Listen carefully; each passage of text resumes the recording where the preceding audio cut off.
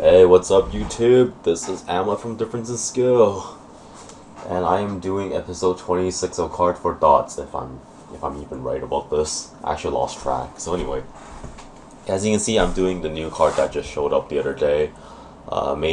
Maiden of Venus Trap Reverse. It is not a cross ride. I'm kind of surprised. In fact, I'm already kind of surprised that this is not a Musketeer for the first part. I was really expecting to see a Musketeer reverse or whatever, but I guess it's not happening for a while, or maybe it'll happen. Anyway, so this effect is a Limit Break 4 effect. Counter Boss 1. Lock one of your Nectar Weird Cards. Look up to the top 5 cards from your deck. Search for up to one Nectar card. Call it into... Man, really slow today. Call it onto the rearguard circle. Shuffle the deck. This unit gets power plus 5,000 during this turn. Wait, this unit? Oh, the unit. Okay. So unit you call gets 5,000 power, and its second effect is you can counter boss one and give itself 2,000 power, which is useful. It's cute. It's not that useful. It's just there. Okay. So basically, this Nectar card or this Nectar reverse has the same effect as Lucre Reverse, except actually this is slightly not as good. Well, it kind of depends also because it's the difference in client. Like Lucre is basically lock one, pull out from your soul, and it gets 5,000, which is kind of better in a sense because you can kind of control your soul quality now with Pale Moon, especially with like the new style of soul charging, and of course the other consistent method of getting good cards into your soul is riding the cards yourself. So this one looks up to 5 cards, which can be kind of beneficial to Nectars, because as you know, Musketeers basically have effects that happen when they come out, and they can help you generate a better feel in that kind of retrospect. But of course, this is not actually a Musketeer unit, which means that you might not actually play Musketeers cards in the deck. But for the most part, you're basically generating a free +1 by using this effect, and you don't have to lose their stack of, or you don't lose your triggers if you happen to run into a lot of triggers in your top 5 because you shuffle your deck. So basically, it's a lock 1 +1 kind of thing.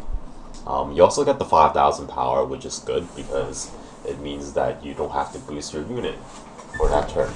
But of course, what the issue is, like I said, you don't know what you're actually going to call out, and I don't know if you get a consistent 12k for Nectars yet.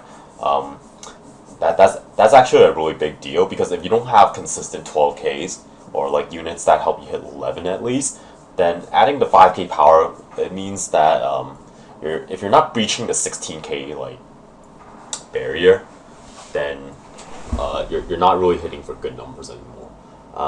But it's nice that the 5,000 power is there because honestly, if it's any higher, it's not exactly fair either.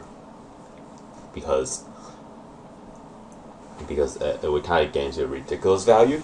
But Pale Moon's a bit better at controlling this because they can just call whatever they want. There's not too much downside to this card, I have to say. It's 11k. It has its own effect, but it's also kind of not that well. It really depends on the deck's synergy, to be honest. Like if they make a lot of cards that basically have like the same Nectar type of effects where when you top cards out, you can destroy one card and top more cards, then this card would be quite good because, like I said, if it works with like something like the Musketeer synergy, then this sort of card would be quite good. But that's only assuming that if they release more Nectar cards that would have effects like that. Which I'm just gonna assume that I hope they do, because otherwise this effect would be kind of underwhelming. Like, I wouldn't say this effect is bad, but it's not what's making Nectar really good. Or they need a bit more than just that to like add to the client.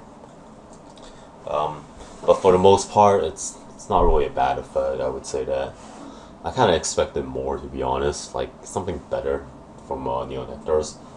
Like I said, I was really hoping to see like a Musketeer reverse, but it just didn't happen. Or at least I hope it happens in the future. What else do I really have to add to this grade 3? Really nothing, because it's really quite fair as well. It's a double R, meaning that you're not supposed to expect that it's incredibly powerful, I suppose. But yeah, underwhelming on for the most case, or like most of my thoughts is that it's kind of underwhelming for Neo Nectar. Yeah, like I said, it's not like one of those incredibly bad effects. Just that I really wanted to see some more. Well, anyway, that's all for this week's or not this week, today's episode, and I'll be back in the next episode, which should be the 27th episode. Yeah, I think it's the 27th. Anyway, I'll see you next time.